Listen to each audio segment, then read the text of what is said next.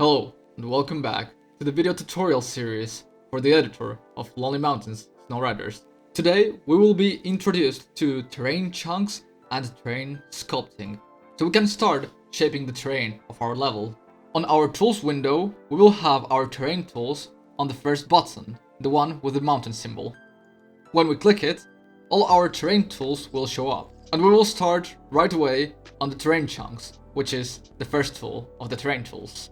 Terrain chunks are quite straightforward. The level's terrain is made out of chunks. Each chunk is a square of terrain that we will be able to shape to make our level. We start off with 4 terrain chunks, and we can add extra terrain chunks if we click any of the green squares adjacent to the existing terrain chunks.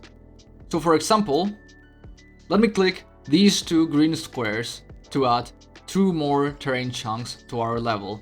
So now our level is composed by 6 terrain chunks. Let's add another one. Actually, let's say I didn't want that extra one. Well, we can also remove terrain chunks by holding Ctrl, and now all our terrain chunks will appear red. If we click on any of them, they will be deleted. If you run out of space to build your level, just add some new chunks. Our second terrain tool is the terrain sculpting tools. In terrain sculpting, we have different brushes that will interact with our terrain in different ways. First, we have the Elevate Terrain brush. The name is self-explanatory. It will elevate the terrain wherever we paint with it. Just like that. We have a couple of values that we can modify for our brush. Firstly, we have the size. We can either go to the left and use the slider to change the size of our brush. We can also modify the size of our brush by holding Ctrl and scrolling the mouse wheel. It's an easier way to get to the value that we're looking for. Also, I don't like that little hill that I made in the middle, so as with any program, I am going to click Ctrl Z to take it back. And I'm going to use the Elevate Terrain brush to make some mountains around this plane. So let's make it a bit smaller, and let's paint some mountains to the sides. Just like that. The other value that we can modify is the strength of the brush. Let's say I wanted to make even bigger mountains. Well, you can change the strength of the brush, either also with the slider, or we can hold Shift and yet again use the mouse wheel. And now we can get to something like 30 and make these mountains on the right side way bigger, way faster. Like that. Our next brush is the Lower Terrain brush. It is the direct opposite of the Elevate Terrain brush, so it lowers the terrain. It also has the same fields to be modified, size and strength. So let's get a bigger size and quite some strength and use our Lower Terrain brush to start sloping our trail downwards. Just like that. If we hold Ctrl while we're painting, we will use the opposite brush of that we have selected. If my current brush is the Lower Terrain brush, if I hold Ctrl and start painting, it will elevate the terrain instead. Let's take that back. Our next brush is Flatten Terrain at a set height. It will set whichever point of terrain that it touches to a specific height value. We can either manually input our height in this field, for example 925, which would be this, or we can select the specific height of any point in the terrain by holding Ctrl and click. And then it will take the exact height value of the point you clicked. So in this case, 899. So if I paint right now here, it will set all the terrain to 899. This brush has different modes. Its default mode is to raise and lower terrain to the selected height. But we can also change it so it only raises terrain.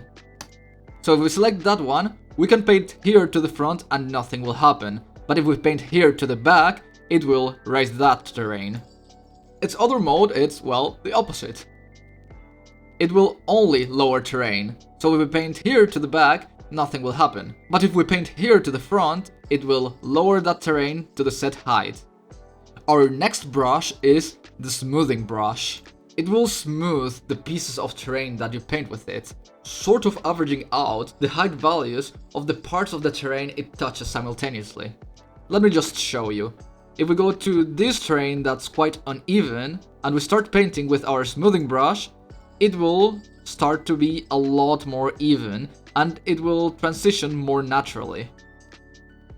If you're painting with any of the other brushes, let's say for example the Elevate Terrain brush, you can hold shift, and as long as you're holding shift, it will act as the smoothing brush instead.